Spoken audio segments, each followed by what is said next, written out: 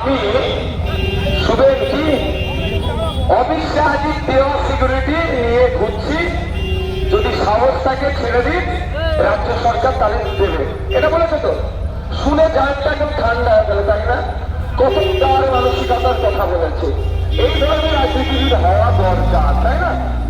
আমি তো এই ধরনের পরিণত পরিপক্ক রাজনীতিবিদ পশ্চিমবাংলায় বেশি বেশি আসুক, কিন্তু অভিষেক বাবু জানা নাই অলরেডি নওশাদ সিদ্দিকী তিনবার তার পিসিমণি তথা রাজ্যের স্বরাষ্ট্রমন্ত্রী মুখ্যমন্ত্রীকে তার নিরাপত্তার জন্য 3বার চিঠি করেছে, নিরাপত্তা রক্ষী দেয়নি।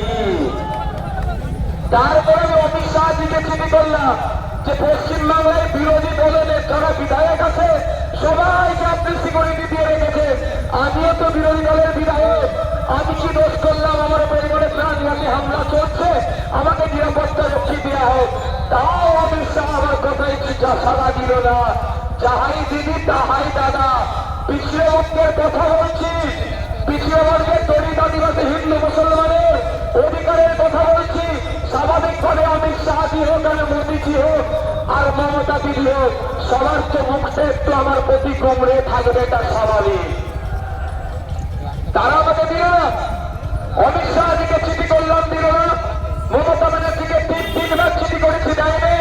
তারপরে আমি স্পিকার স্যারকে চিঠি করলাম, আমি যার কাস্টোডিয়ান, আমি যার আন্ডারে আছি, যিনি আমার কাস্টোডিয়ান, তাকে বললাম যে ন্যূনতম বিধায়ক হলে যেই সিকিউরিটিটা পাওয়া যায় সেটাও তো আমাকে দেওয়া হোক। তাও মমতা ব্যানার্জি, এই অভিষেক ব্যানার্জির পিসিমণি, আপনাদের জানিয়ে রাখি, মিষ্টি মিষ্টি কথা বলে সরল ধর্মপ্রাণ মুসলমান দলিত আদিবাসীর কাছ থেকে দীর্ঘদিনীরা ভোট লুট করেছে। নওশাদ মার্কেটে আসার পরে এদের ভোট লুট বন্ধ হয়ে যাচ্ছে, তারা এদের এই জন্য চাপে পড়ে যাচ্ছে। নওশাদের বক্তব্য, ক্যাপটিভ ভোট ব্যাংক হিসাবে থাকবেন না, ক্যাপটিভ ভোট ব্যাংক হিসাবে থাকবেন না, আপনার অধিকারে নিরিখে ভোট চান। আপনি দলিত, আপনি আদিবাসী, আপনি হিন্দু, আপনি মুসলমান, আপনি ওবিসি, আপনি খ্রিস্টান, আপনি ছাত্র, আপনি যুবক, আপনি কৃষক, আপনি শ্রমিক, আপনি সরকারি কর্মচারী, আপনি পাড়ার বিচার, আপনার যে সংবিধান প্রদত্ত অধিকার আছে সেইগুলো চান, তার জন্য আওয়াজ তুলুন।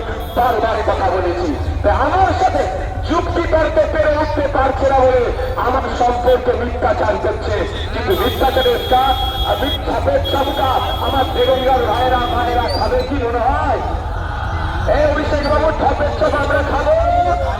তারপর আমি জবাব দিয়ে যাচ্ছি, আমি 3বার মমতা ব্যানার্জিকে চিঠি করেছি, একবার স্পিকার স্যার আর একবার স্বরাষ্ট্র সেন্ট্রাল হোম মিনিস্ট্রিকে করেছি, কেউ আমার ডাকে সাড়া দেয়নি।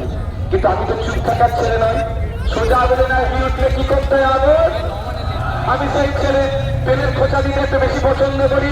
আস্তে আস্তে তো আমাকে 2টো বোর্ড 2টো পেনও গিফট করেছে, সব ছেড়ে এসেছি, পেন আমি ছাড়ি নাই, তখনও ঘুরে নিয়েছি, বুঝতে পেরেছি আমি ছেলে।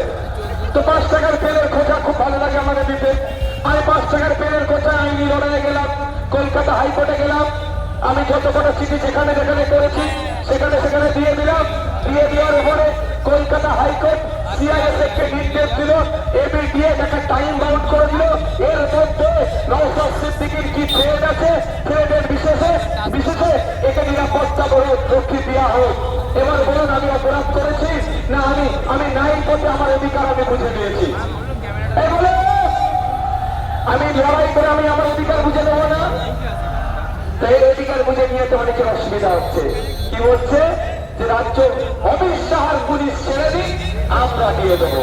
আমি তো একটু জানতে চাই অভিষেক বাবুকে, যে অভিষেক বাবু আপনি যখন দিল্লি এয়ারপোর্টে নামেন, সিআইএসএফ আপনাকে স্টপ করে মেন দরজা আপনি ছেড়ে দেয়, সেটাও সিআইএসএফ, এরাও সিআইএসএফ। তো আপনাকে এয়ারপোর্ট থেকে ফ্লাইট থেকে মেন গেট পর্যন্ত অমিত শাহ পুলিশ ছেড়ে দিলে কোনো অসুবিধা হয় না।